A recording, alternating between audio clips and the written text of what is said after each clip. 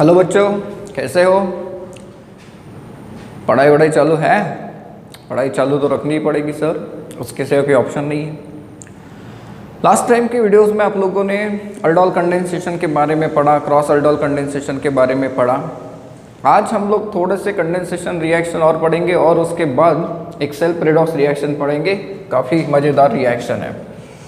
तो condensation reaction के बाद एक और कंडेंसेशन आता है, that is called as Claisen Schmidt condensation reaction. अब ये रिएक्शन क्या होती है, तो ये रिएक्शन कैसे होती है, तो बिल्कुल अल्डोल कंडेंसेशन के समान ही ये रिएक्शन होती है। इसे हम लोग कह सकते हैं base catalyse cross aldol condensation. ये किसका एग्जाम्पल है? क्रॉस अल्डोल कंडेंसेशन का, क्रॉस्ड अल्डोल कंडेंसेशन का ये एग्जाम्पल होता है। Obviously it is catalysed by the base and it is given bye, किसके बीच में ये रिएक्शन मिलती है, तो एरोमेटिक अल्डिहाइड जो होते हैं ये आप लोगों को रिएक्शन देते हैं। किसके साथ? तो एलिफेटिक अल्डिहाइड्स के साथ रिएक्शन दे सकते हैं, राइट। देन उसके बाद ये एलिफेटिक कीटोन के साथ रिएक्शन दे सकता है, एलिफेटिक कीटोन के साथ भी दे सकता है, एज वेल एज ये आप लोगों को एलिफेटिक ईस्टर्स के साथ भी रिएक्शन देते हुए मिलते हैं। देखो किसके बीच में? एलिफेटिक अल्डिहाइड के बीच में भी हो सकता है, कीटोन के बीच में भी हो सकता है, या इवन आपके पास अगर ईस्टर्स प्रेजेंट है तो उनके साथ भी ये रिएक्शन होती है। देखते कैसे रिएक्शन है। तो एरोमेटिक अल्डिहाइड्स की अगर हम बात करते हैं तो एरोमेटिक अल्डिहाइड का मोस्ट कॉमन एग्जांपल हम लोग क्या लेते हैं? बेंजल्डिहाइड। ये लीजिए बेंजल्डिहाइड को मैं ऐसे लिख देता हूँ। नाउ इसके रिएक्शन हम लोग अलग अलग कंपाउंड के साथ करके दिखाते हैं। तो ये लीजिए, मैंने पहले आपके सामने रिएक्शन रख दी एसिटल्डिहाइड के साथ इन presence of alkali and second step आगे पढ़ते हैं, ठीक है। तो पहली स्टेप में क्या होता है, जैसे अल्डोल कंडेंसेशन की खासियत देखो, पहले तो हाइड्रोजन का ट्रांसफर होता है एंड ओवरऑल अल्डोल कंडेंसेशन में क्या होता है, दो मॉलिक्यूल के बीच में बस वाटर निकलता है। तो दो मॉलिक्यूल के बीच में अगर आप लोगों ने वाटर निकाल दिया तो ऐसे केस में आप लोग सोचिए ये H2O निकाल सकते हैं। तो ये जब H2O निकलेगा तो इन दैट केस क्या हमें ऐसा प्रोडक्ट नहीं मिलेगा जिसे हम लोग सिन्नामल्डिहाइड कहते हैं, सिन्नामल्डिहाइड, राइट। यहाँ से रिलीज कौन हो गया? H2O। ये अल्डोल कंडेंसेशन। अब डायरेक्टली आप लोग कैसे प्रोडक्ट आइडेंटिफाई कर सकते हैं? मैंने कहा कि ये रिएक्शन एलिफेटिक कीटोन के साथ भी होती है। तो एलिफेटिक कीटोन का मोस्ट कॉमन एग्जांपल लीजिए एसीटोन। ये लो एसीटोन ऐसा कंपाउंड हो गया एंड इसे अल्डोल कंडेंसेशन के लिए भेजिए कंप्लीट रिएक्शन। तो सर ये H2O निकल सकता है? बिल्कुल निकलेगा। आपके सामने जो प्रोडक्ट आएगा इस प्रोडक्ट को देखिए तो जरा, क्या ये ऐसा प्रोडक्ट होगा? यहाँ पर CH है और फिर से एक CH, इन दोनों के बीच में बन जाएगा डबल बॉन्ड, आएगा ऐसा प्रोडक्ट बनेगा। देन अगर आप लोगों ने ये रिएक्शन ईस्टर के साथ कर दी, ये ईस्टर के साथ भी रिएक्शन हो सकती है, कंडेंसेशन होता है। देखिए अगर हम लोग ईस्टर का एग्जांपल लेते हैं तो चलो common example ethyl acetate, right. ये हो गया इथाइल एसीटेट। इससे पहले कंडेंसेशन के लिए भेजिए और उसके बाद सेकेंड स्टेप में डिहाइड्रेशन होगा। तो सर ये H2O निकल जाएगा, हाँ। तो ये H2O जब निकलेगा तो आपके सामने जो प्रोडक्ट आएगा वो ऐसा प्रोडक्ट होगा जिसे आप लोग देखिए क्या कह सकते हैं, तो अल्फा बीटा अनसैचुरेटेड ईस्टर है ना, ये अल्फा बीटा अनसैचुरेटेड ईस्टर है। तो ये एक कंडेंसेशन रिएक्शन होती है जिसे हम लोग कहते हैं क्लेजन-स्मिथ कंडेंसेशन। बेसिकली अगर देखा जाए तो it is nothing but the cross aldol condensation, लेकिन उसमें एक रिएक्टेंट फिक्स है। कौन सा? बेंजल्डिहाइड, क्योंकि आपको एरोमेटिक अल्डिहाइड लेना है। सिर्फ बेंजल्डिहाइड से काम नहीं चलेगा, कोई सब्सटीट्यूटेड है तो सब्सटीट्यूटेड भी प्रोडक्ट आपको मिल जाएगा।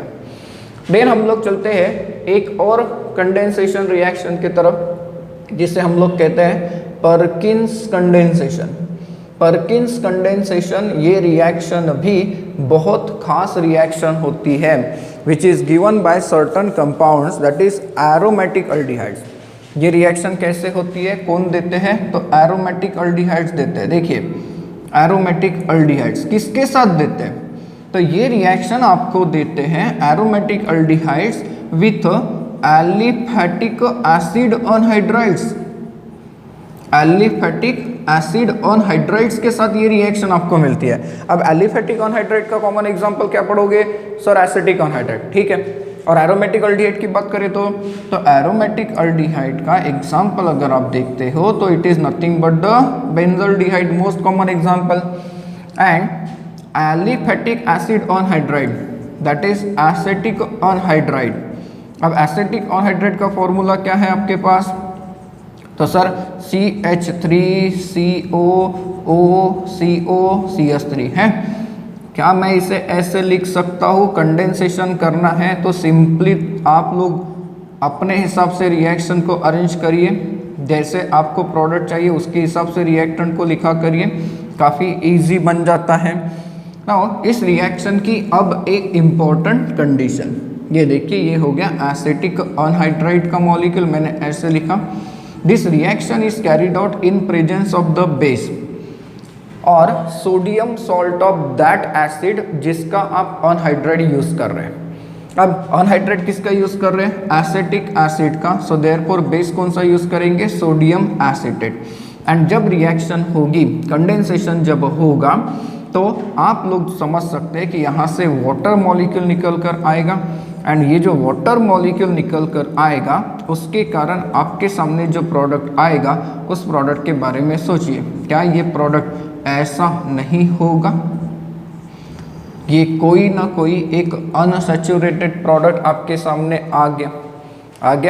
नाउ इस प्रोडक्ट का अगर आपने हाइड्रोलिसिस करा है, ये अनहाइड्राइड है, डेफिनेटली ये अनहाइड्राइड है। एंड जब भी किसी एसिड के अनहाइड्राइड का आप लोग हाइड्रोलिसिस कराते हैं तो आपको प्रोडक्ट मिलता है वापस पैरेंट एसिड। कैसे? इसका अगर आपने हाइड्रोलिसिस करा है तो इसका हाइड्रोलिसिस होते समय देखिए आप लोगों को दो एसिड्स मिलेंगे। एक जो एसिड मिलेगा वो एसिड अनसैचुरेटेड है ये अनसैचुरेटेड एसिड। एंड दूसरा तो वेल नोन एसिड जा रहा है, acetic acid. This acid is commonly called as cinnamic acid. ये अल्फा बीटा अनसैचुरेटेड एसिड है कि नहीं है, आप खुद चेक कर लीजिए। तो ये जो रिएक्शन है, इस रिएक्शन को हम लोग कहते हैं परकिंस कंडेंसेशन और सिंपली परकिंस रिएक्शन आप लोग कह सकते हो। परकिन कंडेंसेशन के बाद एक और रिएक्शन पढ़ते हैं, that is called as Knoevenagel's reaction. अलग ही नाम है, Knoevenagel's reaction. Now Knoevenagel's reaction की खासियत है कि ये जो रिएक्शन है it is given by carbonyl compounds, मतलब क्या? Commonly aldehydes and ketones. किसके साथ? तो ऐसे कंपाउंड के साथ जिसमें एक्टिव मिथिलिन ग्रुप प्रेजेंट होता है। सर अब ये क्या है एक्टिव मिथिलिन ग्रुप? पहले तो देखिए मिथिलिन ग्रुप क्या होता है, ये होता है। And active methylene group containing compounds का मतलब होता है ऐसे कंपाउंड जिसमें जो मिथिलिन ग्रुप होता है ये दोनों साइड से इलेक्ट्रॉन विड्रॉइंग ग्रुप के साथ जुड़ा होना चाहिए।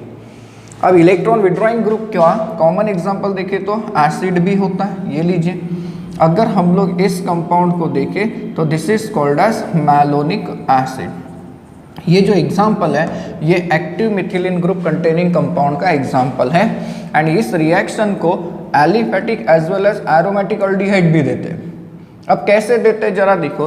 अगर हम एल्डिहाइड और कीटोन की बात करते हैं, एल्डिहाइड और कीटोन है ये, इसे जब active methylene group containing compound के साथ आप कंडेंसेशन के लिए रखते हो, ये लीजिए मैं इसका कंडेंसेशन आपके सामने दिखा रहा हूँ मैलिक एसिड के साथ। तो ड्यूरिंग दैट केस, इस केस में होता क्या है, जब कंडेंसेशन होता है तो कंडेंसेशन मतलब ऐसी रिएक्शन जिसमें small molecules like water release हो जाए। तो यहाँ पर देखिए जब वाटर रिलीज होगा तो आपके सामने एक ऐसा कंपाउंड आएगा जो कि अनसैचुरेटेड डाइकार्बोक्सिलिक एसिड है ये डाइकार्बोक्सिलिक एसिड। लेकिन जरा ठीक से देखो ये जेमिनल टाइप का भी है क्योंकि दोनों के दोनों कार्बोक्सिलिक ग्रुप कहाँ पर है, सेम कार्बन के ऊपर है। तो ये जो जेमिनल डाइकार्बोक्सिलिक एसिड्स हैं इनको हीट करने से इनका डीकार्बोक्सिलेशन होता है। नाउ डीकार्बोक्सिलेशन का मतलब क्या होता है, तो रिमूवल ऑफ CO2 होता है। अब CO2 को रिमूव करिए, यहाँ से रिमूव करा सकते हैं या फिर यहाँ से, तो दोनों ही केस में क्या बच रहा है, हाइड्रोजन, जो कि इसके पास आ जाएगा। तो आने वाला जो प्रोडक्ट है, ये प्रोडक्ट ऐसा आएगा that is alpha beta unsaturated acid आएगा, अल्फा बीटा अनसैचुरेटेड एसिड आएगा। तो इसका मतलब ये कि ये रिएक्शन हम लोग अनसैचुरेटेड एसिड्स को प्रिपेयर करने के लिए यूज़ करा सकते हैं। कैसे करा सकते हैं, तो चलिए एग्जाम्पल बनाते हैं। पहला सिंपल एग्जाम्पल लेता हूँ मैं, acetaldehyde. Can I right acetaldehyde like this, why not. Acetaldehyde का रिएक्शन करिए मैलोनिक एसिड के साथ, क्या होगा सर, पहले तो कंडेंसेशन होगा, जी हाँ, ये वाटर निकलेगा, तो आपके पास डाइकार्बोक्सिलिक एसिड आएगा, वो भी अनसैचुरेटेड, ऐसा होगा, बिल्कुल आएगा। एंड सर इसका डीकार्बोक्सिलेशन होगा।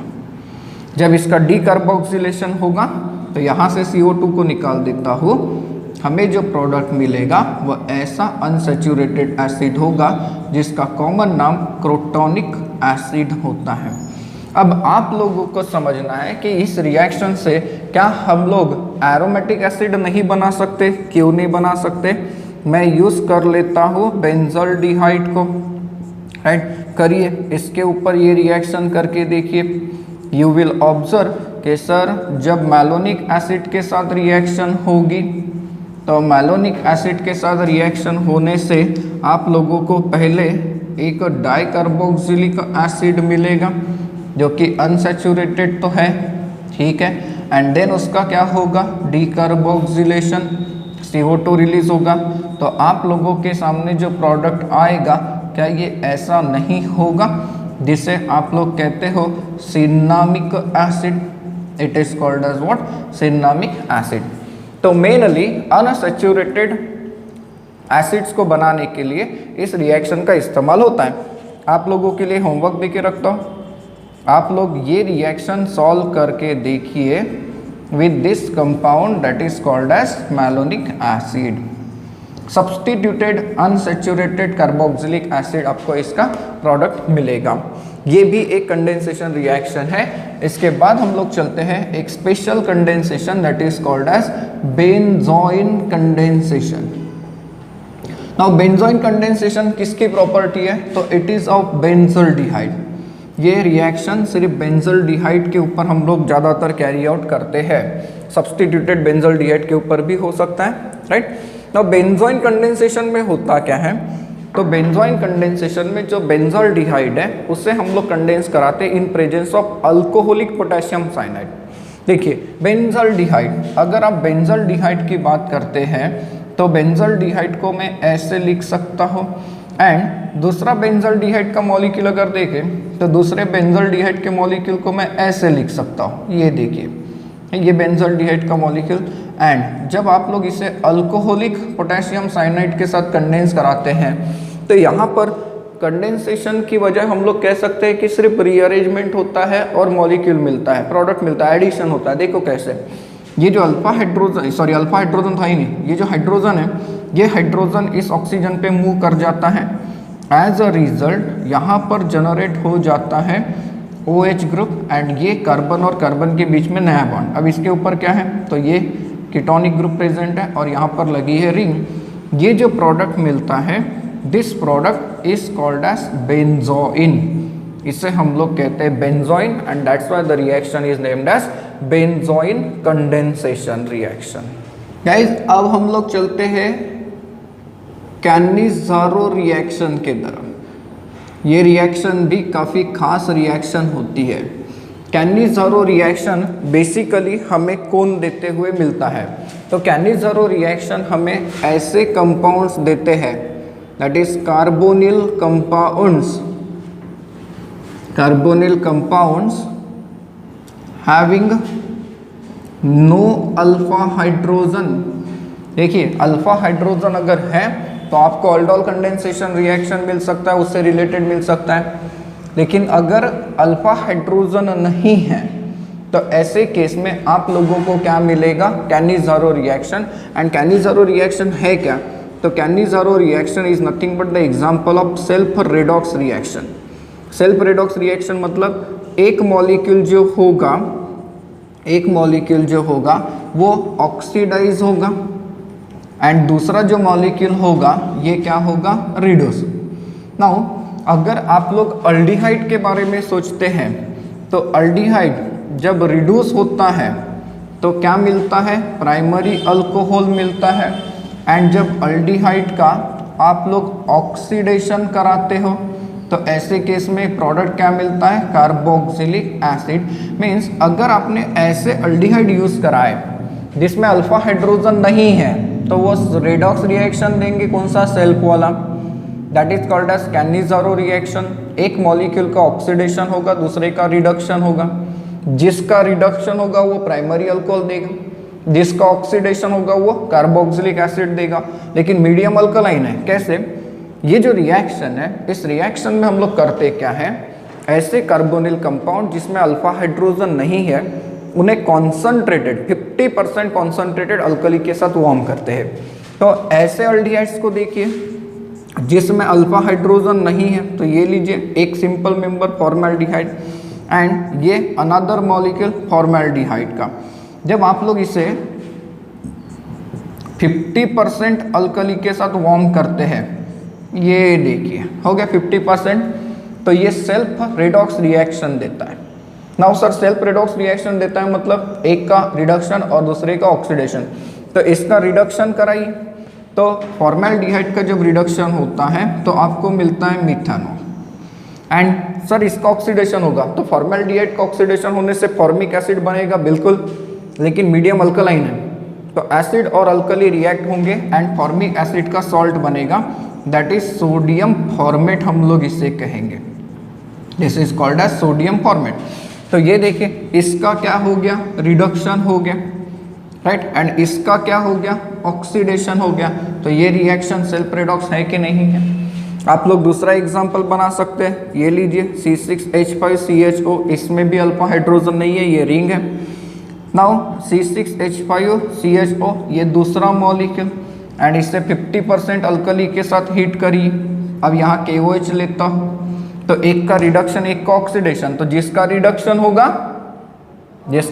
होगा वो प्राइमरी अल्कोहल देगा।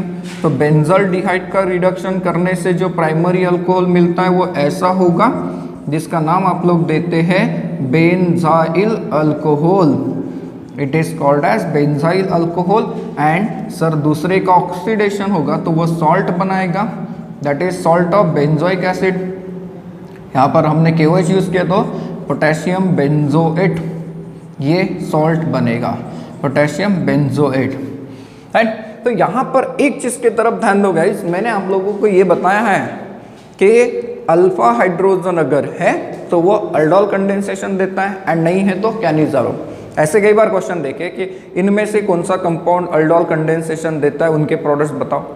इनमें से कौन सा कंपाउंड कैनिज़ारो रिएक्शन देता है, ये प्रोडक्ट बताओ। तो एकदम सिंपल तरीके से देखो, जैसे मैंने आप लोगों के सामने कहा कि आइडेंटिफाई कि कौन सा कंपाउंड अल्डोल रिएक्शन देगा और कौन सा कंपाउंड कैनिज़ारो रिएक्शन देगा, है मज़ेदार। एक छोटा सा एग्जांपल मुझे आपको बताना है। तो अगर मैंने आप लोगों के सामने कोई ऐसा कंपाउंड लिया तो ये देखिए इसमें अल्फा हाइड्रोजन प्रेजेंट है सर, हाँ, तो ये कौन सी रिएक्शन देगा, अल्डोल। इफ अगर आप लोगों ने कोई ऐसा कंपाउंड लिया, दिस इज सर एसीटोन, तो ये रिएक्शन कौन सी दे रहा है, अल्डोल देगा, बिल्कुल देगा, सिंपल है। इफ अगर आप लोगों के सामने मैंने ऐसा कंपाउंड रखा, दिस इज क्लोरल, इस कंपाउंड का नाम होता है क्लोरल, क्या इसमें अल्फा हाइड्रोजन है, ढूंढो, क्या इसमें अल्फा हाइड्रोजन है, नहीं है, ये है इसका अल्फा कार्बन, ठीक। क्या इसमें अल्फा हाइड्रोजन है, नहीं, तो ये अल्डोल कंडेंसेशन देगा क्या, नहीं सर, ये कैनिज़ारो देगा, ठीक है। ये कौन सी रिएक्शन देगा, कैनिज़ारो, बराबर है।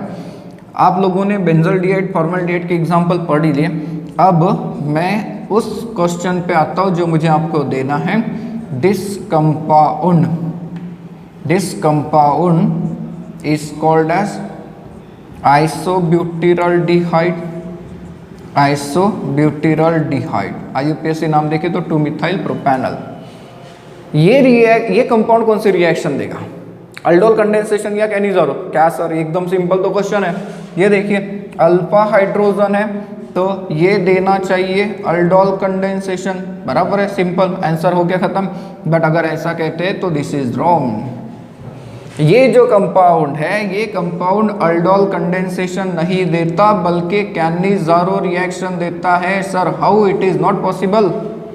इसमें अल्फा हाइड्रोजन है तो इसने अल्डोल कंडेंसेशन देना चाहिए, हाँ। लेकिन अल्डोल कंडेंसेशन जब पढ़ा तब हम लोगों ने क्या पढ़ा था कि ऐसे कंपाउंड्स जिसमें एसिडिक अल्फा हाइड्रोजन होगा, मीन्स अल्फा हाइड्रोजन तो है तभी वो अल्डोल कंडेंसेशन देगा, लेकिन वो अल्फा हाइड्रोजन एसिडिक होना चाहिए गाइस। एसिडिक नहीं है तो रिएक्शन नहीं होगी। ये अल्फा हाइड्रोजन तो है लेकिन एसिडिक नहीं है। क्या बात कर रहे हैं सर? देखो ये है इलेक्ट्रॉन विड्रॉइंग ग्रुप, ये इलेक्ट्रॉन को विड्रॉ कर रहा है, ठीक है। तो इलेक्ट्रॉन को विड्रॉ अगर कर रहा है तो कार्बन के ऊपर गरीबी क्रिएट हो रही है, जिसके कारण कार्बन क्या करेगा, यहाँ से इलेक्ट्रॉन खींचने की कोशिश करेगा लेकिन नहीं खींच पाएगा। क्यों? क्योंकि ये इलेक्ट्रॉन डोनेटिंग ग्रुप है, ये फुकट में उसे अपने इलेक्ट्रॉन दे रहे हैं। तो कार्बन की गरीबी तो कम हो रही है। अब कार्बन की गरीबी अगर कम हो रही है तो क्या कार्बन को जरूरत पड़ी इस हाइड्रोजन की इलेक्ट्रॉन लेने की? नहीं ना। तो कार्बन जब इस हाइड्रोजन की इलेक्ट्रॉन नहीं लेगा तो ये जो कार्बन और हाइड्रोजन के बीच में बॉन्ड है ये कमजोर पड़ेगा क्या? नहीं पड़ेगा। जब ये बॉन्ड कमजोर नहीं पड़ेगा तो हाइड्रोजन जाएगा क्या? नहीं।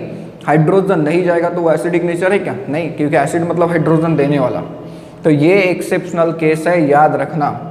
ऐसे केस में आप लोगों को अल्डोल कंडेंसेशन नहीं मिलता बल्कि कौन सी रिएक्शन मिलती है? कैनिज़ारो रिएक्शन मिलती है। अब चलते हैं cross Cannizzaro reaction. Cannizzaro reaction में आप लोगों ने क्या पढ़ा?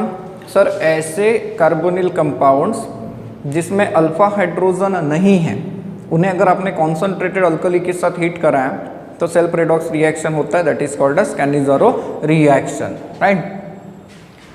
नाउ अगर मैंने रिएक्शन कैरी आउट कर दी ऐसे कार्बोनिल कंपाउंड जिसमें अल्फा हाइड्रोजन नहीं है लेकिन दोनों के दोनों अलग है, मतलब क्या सर? मीन्स एक एग्जांपल देखिए, मैंने अगर लिया फॉर्मेल्डिहाइड एंड दूसरा लिया बेंजल्डिहाइड, तो क्या इन दोनों में अल्फा हाइड्रोजन है? नहीं, दोनों के अंदर अल्फा हाइड्रोजन है ही नहीं। एंड इसे जब आप लोग वार्म करेंगे 50% concentrated alkali for example NaOH, तो अब भी तो इसमें कैनिज़ारो रिएक्शन होगा, हाँ। लेकिन कौन सा कैनिज़ारो होगा? क्रॉस, क्योंकि दोनों में अल्फा हाइड्रोजन है क्या? नहीं। तो सर कैनिज़ारो रिएक्शन में तो सेल्फ रेडॉक्स होता है, एक का ऑक्सीडेशन और एक का रिडक्शन। अब यहाँ पर सवाल ये आ जाता है कि किसका रिडक्शन करे और किसका ऑक्सीडेशन करे। तो एक चीज़ याद रखिए, जब भी कई फॉर्मेल्डिहाइड है तो फॉर्मेल्डिहाइड बहुत ज़्यादा रिएक्टिव कंपाउंड है towards nucleophilic reaction, nucleophilic addition reaction. तो जब आप लोग cross Cannizzaro reaction carry out करोगे तो ऐसे केस में फॉर्मेल्डिहाइड अगर है तो वो ऑक्सीडाइज होगा एंड ये किस में कन्वर्ट हो जाएगा? फॉर्मेट में कन्वर्ट होगा। तो इसका मतलब दूसरे का रिडक्शन हो जाएगा सर, हाँ। एंड ये आपको देगा बेंजाइल अल्कोहल। चलते हैं नई रिएक्शन की तरफ, that is called as Tishchenko reaction. Tishchenko reaction की खासियत क्या है? तो it is given by all aldehydes, उसमें अल्फा हाइड्रोजन हो या ना हो कोई फर्क नहीं पड़ता। And this is basically an example of Cannizzaro reaction. ये कैनिज़ारो रिएक्शन है लेकिन अलग तरीके से कैरी आउट करते हैं। इस रिएक्शन में हम लोग क्या करते हैं, जितने भी अल्डिहाइड्स हैं उनका कैनिज़ारो रिएक्शन कैरी आउट करने के लिए रखते हैं, but by using water and aluminium ethoxide, अलग तरीके से है। तो इन दैट केस होगा क्या सर? जब कैनिज़ारो रिएक्शन होगा तो एक मॉलिक्यूल का ऑक्सीडेशन एक मॉलिक्यूल का रिडक्शन बिल्कुल होगा। प्रोडक्ट मिलना चाहिए, अब एसिड एंड अल्कोहल मिलेगा। देखते हैं, सपोज करिए कि मैं रिएक्शन करता हूँ एसिटल्डिहाइड का, तो ये एसिटल्डिहाइड का एक मॉलिक्यूल आ गया, ये एसिटल्डिहाइड का दूसरा मॉलिक्यूल भी आ गया। एंड मैंने कहा है कि कैनिज़ारो रिएक्शन के समान कराना है, लेकिन यूज़ क्या कराना है? यूज़ कराना है एल्यूमिनियम इथॉक्साइड, ऐसा है। तो ड्यूरिंग दैट केस यहाँ पर हमने अल्कली की जगह वाटर यूज़ किया, तो एक मॉलिक्यूल का ऑक्सीडेशन एक मॉलिक्यूल का रिडक्शन। चलो, अल्डिहाइड का ऑक्सीडेशन करने से क्या मिलता है? एसिड मिलता है। तो एक मॉलिक्यूल क्या देगा? एसिड देगा, ठीक है। एंड दूसरा जो मॉलिक्यूल है वो सर रिडक्शन देगा, तो क्या देगा, अल्कोहल, तो रिडक्शन देगा, अल्कोहल बनेगा, ठीक है। मतलब इस रिएक्शन के प्रोडक्ट एसिड एंड अल्कोहल है क्या, नहीं है। क्या बात कर रहे हैं सर, आपने तो लिखा है एसिड एंड अल्कोहल, ये जो प्रोडक्ट्स बने ये आपस में रिएक्शन देते हैं। आप लोगों ने कभी अल्कोहल के केस में एस्टरिफिकेशन पढ़ा होगा। Acid, carboxylic acid and alcohol के बीच में जब रिएक्शन होगी तो इन दैट केस एस्टरिफिकेशन होता है। देखिए ये OH और ये हाइड्रोजन निकल जाएगा। तो इन दिस केस आपके सामने जो प्रोडक्ट आएगा, क्या ये प्रोडक्ट ऐसा नहीं होगा जिसे आप लोग इथाइल एसीटेट के नाम से जानते हैं। This is ethyl acetate, right. यहाँ से रिलीज क्या हो गया, मतलब ये कि सर इस रिएक्शन का इस्तेमाल हम लोग ईस्टर बनाने के लिए कर सकते हैं, हाँ कर सकते हैं। And basically this reaction is used to prepare unsaturated ester. कैसे अनसैचुरेटेड ईस्टर, तो अनसैचुरेटेड अल्डिहाइड्स के ऊपर हम लोग अगर ये रिएक्शन अप्लाई करते हैं तो देखो इसका दूसरा एग्जांपल हम लोग लेते हैं। सपोज करिए कि मेरे पास ये एग्जांपल है, दिस इज व्हाट, तो sir it is commonly called as acrolein. Acrolein का एक मॉलिक्यूल, एक्रोलिन का मैं दूसरा मॉलिक्यूल ले लेता हूँ एंड इसे अलाउ करता हूँ to undergo Cannizzaro reaction but by using aluminium ethoxide. सोचिए क्या होगा, तो सर एक मॉलिक्यूल का ऑक्सीडेशन, एक मॉलिक्यूल का रिडक्शन करिए। तो इसका अगर मैंने ऑक्सीडेशन कराया तो ये एसिड देगा, कैसा देगा, CH2 double bond CHCOOH। This is commonly called as acrylic acid. क्या कहते हैं, कॉमनली एक्रिलिक एसिड। एंड इसका रिडक्शन होगा तो sir CH2 double bond CH2OH। This is called as what, allyl alcohol. ठीक है, यहाँ तक तो कैनिज़ारो रिएक्शन हो गया। अब इनके बीच में एस्टरिफिकेशन कैसे करेंगे, तो एक्रिलिक एसिड को मैं लिख देता हूँ CH2 double bond CHCOOH। This is acrylic acid. And allyl alcohol को देखो मैं ऐसे लिख देता हूँ CH2 CH double bond CH2। करिए तो इनके बीच में एस्टरिफिकेशन कैसा होगा, तो सर ये OH और ये हाइड्रोजन, राइट, क्योंकि एस्टरिफिकेशन में कंडीशन थी OH जाता है कार्बोक्सिलिक एसिड से और H जाता है अल्कोहल से। तो ड्यूरिंग दैट केस आपके सामने जो ईस्टर बन के आ रहा है वो खुद एक अनसैचुरेटेड ईस्टर है।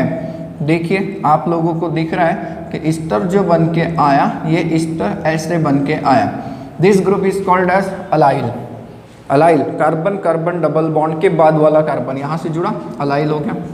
एंड ये एक्रिलिक एसिड का ईस्टर है, इसलिए इसे कहते हैं एक्रिलेट, अलाइल एक्रिलेट। गाइस ये जो एक्रिलेट्स होते हैं मीन्स एक्रिलिक एसिड के ईस्टर, इनका इस्तेमाल काफ़ी सारी इंडस्ट्री में होता है, पर्टिकुलरली पेंट इंडस्ट्री में भी होता है। एंड जो हम लोग आँखों में लेंस लगाते हैं उसमें भी एक्रिलेट ईस्टर की शीट्स इस्तेमाल की जाती है। So this is about the Tishchenko reaction. Then एक और इम्पोर्टेंट रिएक्शन की तरफ चलते हैं जिसका नाम होता है Reformatsky reaction. This is called as what, Reformatsky reaction. अब ये रिफोर्मेट्स्की रिएक्शन है क्या, तो Reformatsky reaction is the property of carbonyl compounds. मतलब सर अल्डिहाइड एंड कीटोन दोनों देंगे क्या, जी हाँ, अल्डिहाइड्स एंड कीटोन दोनों ये रिएक्शन देते हैं। एंड इस रिएक्शन में हम लोग करते क्या है, तो जो कार्बोनिल कंपाउंड्स हैं इनकी रिएक्शन हम लोग कैरी आउट करते हैं अल्फा ब्रोमो ईस्टर के साथ इन presence of zinc, in presence of zinc. तब जाके आपको एक इंटरमीडिएट कंपाउंड मिलेगा दैट इज ऑर्गेनोमेटालिक जिंक, और उसके बाद ये न्यूक्लियोफिलिक एडिशन देगा जिसमें फिर हाइड्रोलिसिस करके देखेंगे। फिर उसके बाद डिकार्बोक्सिलेशन भी होता है, क्या देखते हैं, प्रोडक्ट्स कुछ अलग अलग बन सकते हैं। तो सर ये रिएक्शन होती कैसे है, चलो चेक करते हैं। हमने कहा है कि अल्फा ब्रोमो ईस्टर यूज़ करना है, तो अल्फा ब्रोमो ईस्टर, तो पहले ईस्टर बना लो। कॉमन ईस्टर कौन सा यूज़ करते हैं, इथाइल एसीटेट। अब इथाइल एसीटेट का फॉर्मूला अगर देखें तो ये होता है CH3COOET। मैं यहाँ पर ET लिख देता हूँ, राइट। ये है अल्फा कार्बन, यहाँ से मैं हटा देता हूँ हाइड्रोजन को और लगा दिया ब्रोमीन, तो ये हो गया अल्फा ब्रोमो ईस्टर। इसे हम लोग अल्फा ब्रोमो इथाइल एसीटेट नहीं कह सकते क्या, कह सकते हैं अल्फा ब्रोमो इथाइल एसीटेट। इसका रिएक्शन जब जिंक के साथ होता है तो ये एडिशन देता है और आपके सामने कंपाउंड आता है ऐसा। ये जो कंपाउंड बना, क्या ये ऑर्गेनो जिंक कंपाउंड नहीं है जिसे आप लोग ऑर्गेनो जिंक कंपाउंड कह सकते हो। मतलब ये कि ये ऑर्गेनो मेटालिक कंपाउंड का एग्जाम्पल बन गया। क्या होता है सर? Organo metallic compound. तो कार्बन एंड मेटल के बीच में बॉन्ड बनता है, बन गया। अब इसे देखो, ये तो मेटल है, इसके ऊपर पॉजिटिव चार्ज है, इसके ऊपर निगेटिव चार्ज है, तो इसमें न्यूक्लियोफाइल है। ये अब कार्बोनिल कंपाउंड के ऊपर रिएक्शन दे सकता है। कैसे दे सकता है? सपोज करिए हम लोग रिएक्शन लगाते हैं एसीटोन के ऊपर। एसीटोन की अगर बात करें तो क्या मैं एसीटोन को ऐसे लिख सकता हूँ? एसीटोन ये ही तो है ना, ठीक है। इसका रिएक्शन जब आप लोग इस कंपाउंड के साथ लगाते हैं, अब इस कंपाउंड को मैं थोड़ा सा अलग तरीके से लिख देता हूँ। देखिए BrZn और इसके साथ जुड़ा है CH2COOET, ठीक है। ये रिएक्शन जब होगी तो ये देखिए इसके ऊपर नेगेटिव चार्ज है, ये न्यूक्लियोफाइल है, और ये इलेक्ट्रोफिलिक है तो ये अटैक कर देगा। तो इस तरीके से एडिशन होगा। न्यूक्लियोफिलिक एडिशन का आप लोगों ने मैकेनिज्म पढ़ा हुआ है। तो आपके पास जो इंटरमीडिएट आएगा उस इंटरमीडिएट के बारे में जरा सोचिए। यहाँ पर बन गया नया बॉन्ड CH2COOET के साथ, एंड यहाँ पर है O, ये जुड़ गया जिंक के साथ, और जिंक किसके साथ जुड़ा है? Br के साथ। ना ये जो कंपाउंड है, इस कंपाउंड का अगर हमने हाइड्रोलिसिस कैरी आउट कराया तो इसका हाइड्रोलिसिस होता है। इसका जब हाइड्रोलिसिस आप लोग कैरी आउट कराएंगे तो वाटर कैसे ऐड होगा? तो सर वाटर ऐसे ऐड कर देते हैं, ये देखिए बाहर चला गया जिंक का एक इंटरमीडिएट कंपाउंड ऐसे, और आपके सामने जो कंपाउंड आया, इस कंपाउंड को अब मैं अलग तरीके से लिखता हूँ।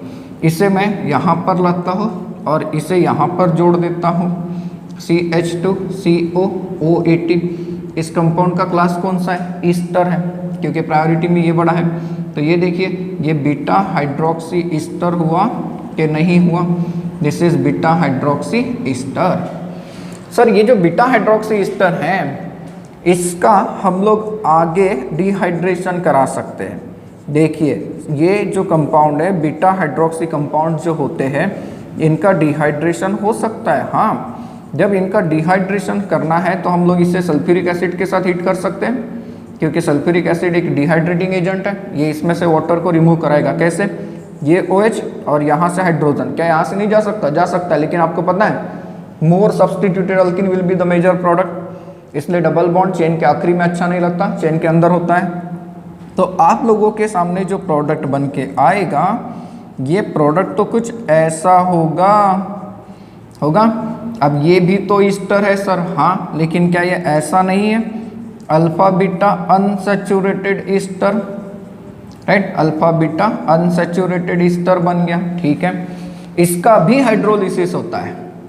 अगर आपने इसका हाइड्रोलिसिस कराया तो सर ईस्टर का हाइड्रोलिसिस करने से हमें एसिड और अल्कोहल मिलता है। अल्कोहल के प्रिपरेशन में पढ़ के रखा है, बिल्कुल मिलता है। तो ये देखिए वाटर मॉलिक्यूल ऐसे ऐड हुआ, आपके सामने प्रोडक्ट बन के आएगा CH3 यहाँ लगा हुआ है, ये डबल बॉन्ड CH, एंड यहाँ पर है COOH प्लस यहाँ से रिलीज क्या हो गया? ETOH। ये देखिए अल्फा बीटा अनसैचुरेटेड एसिड है। तो अल्फा बीटा अनसैचुरेटेड एसिड बनाने के लिए आप लोग इस रिएक्शन का इस्तेमाल कर सकते हो। मैं आपके लिए एक होमवर्क छोड़ता हूँ कि C6H5CHO है मेरे पास, मैं इसका रिएक्शन करता हूँ BrCH2COOET के साथ इन presence of zinc. Second case में हाइड्रोलिसिस करता हूँ, ठीक है। फिर उसके बाद हीटिंग कराता हूँ थर्ड वाली स्टेप में, राइट, एंड आखिरी स्टेप में फिर से हाइड्रोलिसिस कराता हूँ। आप लोग प्रोडक्ट बताइए, सोचेंगे आप लोग क्या प्रोडक्ट बनेगा। तो ये रिफॉर्मेट्स की रिएक्शन है, राइट। यहाँ पर एक खासियत क्या है कि this reaction proceed through the formation of organometallic compound, that is organo zinc compound. ये रिएक्शन होती है कुछ ऐसे। देन गाइस एक और स्पेशल रिएक्शन की तरफ चलते हैं जो पहले पढ़ के रखी है, dials alder reaction. Now dials-Elder reaction की अगर बात करें तो आप लोगों ने ये पढ़ा होगा, जब आप लोगों ने अल्किन्स अल्काइंस कुछ पढ़े होंगे, डाइन्स के बारे में पढ़ा होगा, क्योंकि डायल्स-एल्डर रिएक्शन ये किसकी रिएक्शन होती है? डाइन्स की। किसके साथ? अनसैचुरेटेड कंपाउंड के साथ। अब हम लोग अल्डिहाइड एंड कीटोन में हैं, तो dance and unsaturated aldehyde ketone, unsaturated carbonyl compounds, इनके बीच में रिएक्शन जो होगी, अनसैचुरेटेड कार्बोनिल कंपाउंड्स, इनके बीच में जो रिएक्शन होगी उस रिएक्शन को हम लोग कहते हैं डायल्स-एल्डर रिएक्शन। कैसे? चलो एग्जांपल देखते हैं।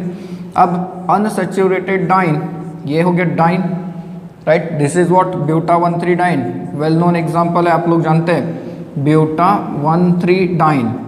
एंड इसका रिएक्शन अगर आपने अनसैचुरेटेड अल्डिहाइड के साथ करा दिया, for example look at that acrolein, तो इस रिएक्शन को कैटालाइज कौन करता है? तो सनलाइट, राइट, ये फोटोकेमिकल रिएक्शन है। तो ड्यूरिंग दैट केस आप लोगों को पता है कि ये जो बॉन्ड्स है, ये बॉन्ड्स कुछ इस तरीके से ओपन अप होते थे। एज अ रिजल्ट आप लोगों के सामने जो प्रोडक्ट आता है वो एक अनसैचुरेटेड प्रोडक्ट आता है, ये हमें ऐसा प्रोडक्ट देगा। सोचिए, देगा ऐसा प्रोडक्ट। दूसरा एग्जाम्पल बना लेते हैं, अगर आप लोगों ने कोई अनसैचुरेटेड कीटोन ही ले लिया, तो अब अनसैचुरेटेड कीटोन का एग्जाम्पल अगर देखा जाए,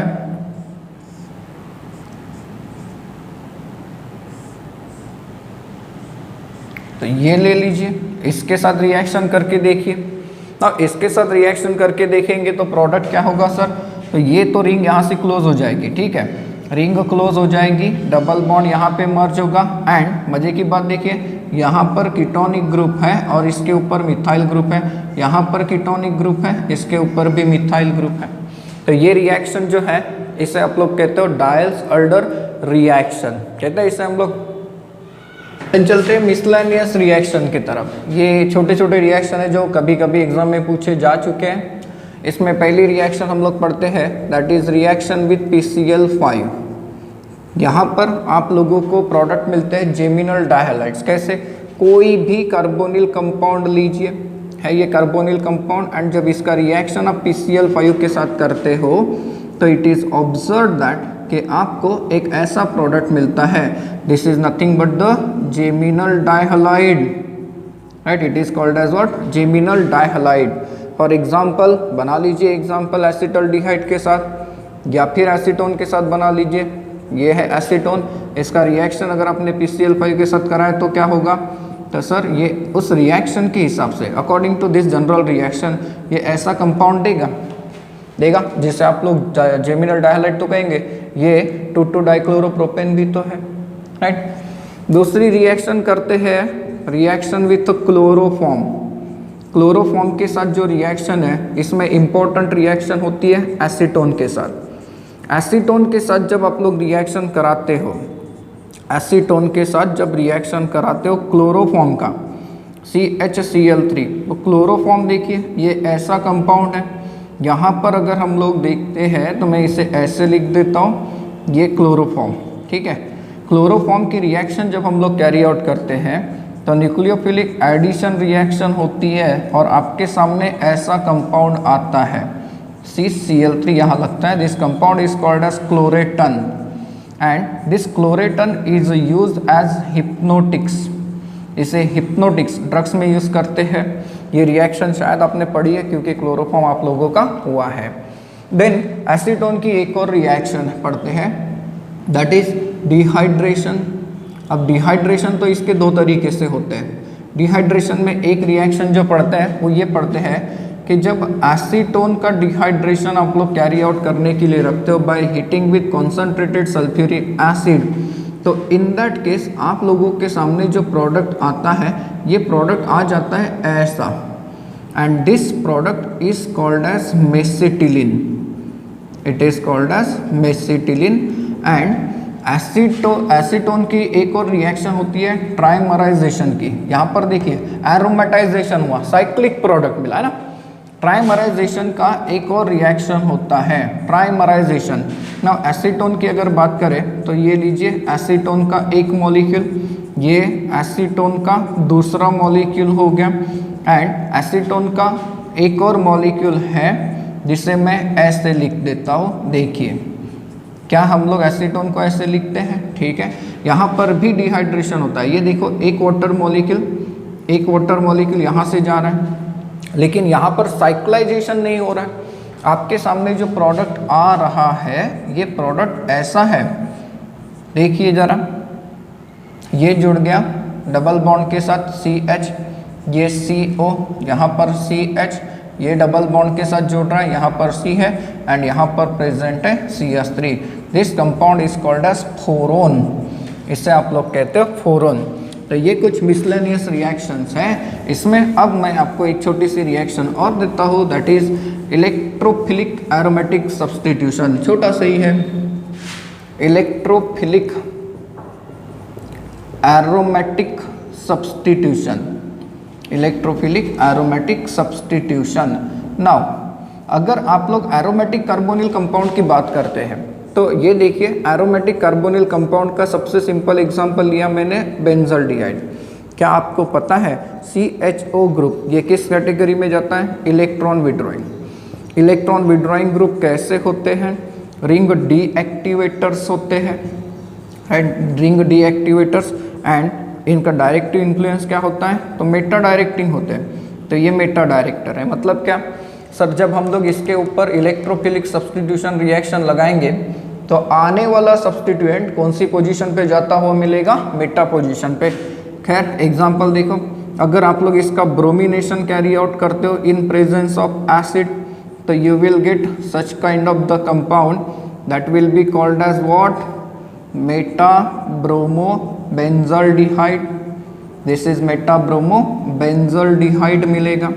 इफ आपने अगर नाइट्रेशन कैरी आउट किया by using nitrating mixture, that is concentrated nitric acid and concentrated sulfuric acid, तो क्या हमें ऐसा प्रोडक्ट नहीं मिलेगा जिसे आप लोग कह सकते हैं मेटा नाइट्रोबेंजल्डिहाइड, मेटा नाइट्रोबेंजल्डिहाइड। और भी अगर आपने इलेक्ट्रोफिलिक सब्स्टिट्यूशन कैरी आउट करना चाहा तो आप लोगों को प्रोडक्ट मिलेगा मेटा सब्स्टिट्यूटेड। तो aldehydes, ketones and carboxylic acid में अल्डिहाइड्स और कीटोन्स यहाँ पे आके फिनिश होते हैं। नेक्स्ट वीडियो में पढ़ेंगे अबाउट कार्बोक्सिलिक एसिड्स।